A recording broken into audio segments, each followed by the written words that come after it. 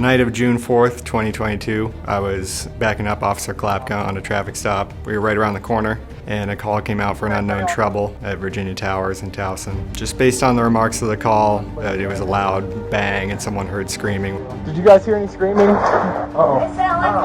Open the door, please. So I get on the radio, I say, I think I just heard gunshots. 10-4 channel 70-10-3, gunshots for the front of the building. Turn my lights on, siren on. I'm like 2 blocks away, get there. Everybody's pulling up. I'm pulling up. Austin Hay, Scott Johnson are pulling up.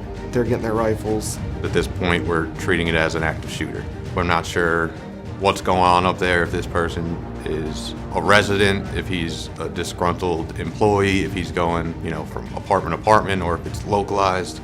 We don't really know anything at this point. We have zero intel. We're in the lobby, just waiting for the elevator. It's the slowest elevator in the world.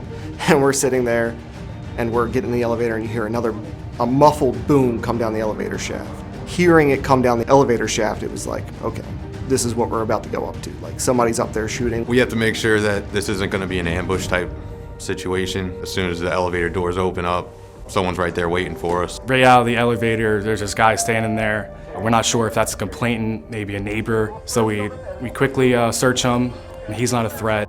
Officer Hay knocked. Announced Baltimore County Police. Watch it. The door opened, and things slowed down. Guy steps out into the hallway, raises his gun towards me, fired around. I didn't even realize that I was hit at this point. My brain said to fire, and I didn't. I realized something was wrong. So that's when I kind of ducked out. I got to cover to kind of figure out what was going on. We exchanged gunfire, and he went down. We went into the apartment, a clear apartment, located a female that had been shot several times on the couch. Do you have another victim? She was basically unresponsive, just kind of moaning and groaning, laying on the couch. We approached her, found that she had several gunshot wounds. She was shot in the leg and the chest, and I think in the face as well. I put a chest seal on her chest, applied pressure to her head. Officer Mabry put a tourniquet on her leg.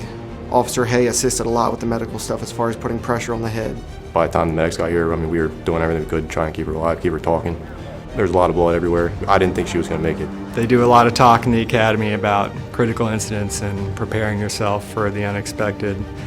And what I learned is that there's not a whole lot that really can prepare you for it. At the time, it didn't feel to me like a courageous thing to do. It didn't feel like we were extraordinarily brave or anything that other people might use to describe it. It just kind of felt like we were doing what we had to do. Honestly, it sucks having to take a life, but being able to save one in the process was rewarding in itself. Gratefully, I had an angel looking out for me. It hit my hand first, and it redirected from my hand, just missing my face. But if my gun wasn't in that exact spot, or if I was 1 centimeter over, or if the guy decided to pull the trigger just a second prior to that, it would have been a totally different outcome, totally different story.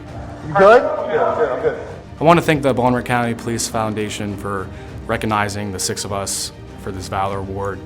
I really appreciate being acknowledged for what we did on that floor that day, and just have the department back us up on what we do every day.